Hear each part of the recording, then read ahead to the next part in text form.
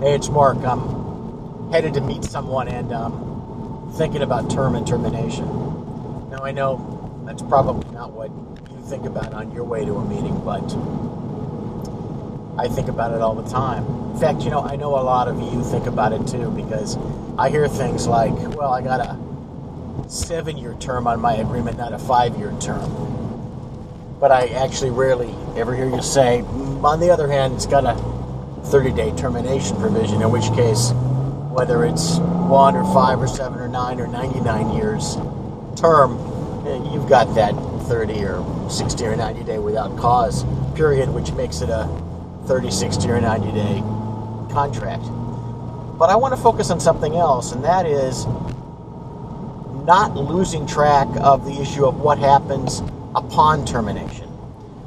Many agreements are pretty straightforward. An agreement that provides for the payment of money it usually has a provision that states that if there's any obligation that by its nature continues past termination, well, then it's enforceable. For example, the commitment to continue to pay an employee the paycheck for the work that was performed prior to termination, or a stipend agreement that provides for a stipend payment that follows a specific performance term.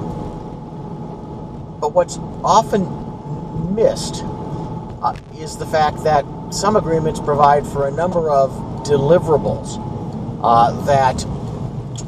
or should provide for a number of deliverables that one party owes another following termination. For example, the termination of a billing service agreement, or an agreement with a collection agency.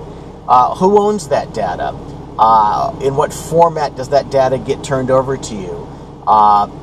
To what extent? How detailed is that data? How useful will that data be to you in the format that's provided? These are issues that are often not even thought about, not thought about by the parties, and unfortunately quite often not thought about by their lawyers. So remember, at the end of a contract, the end of many contracts, think more of just what money is still owed to you, what money you owe to someone else. Think what else may be owing, and address it up front. If you're going to address it at the time of termination, you're basically addressing the summons and complaint that's going to be served on you, or you're going to be serving on someone else.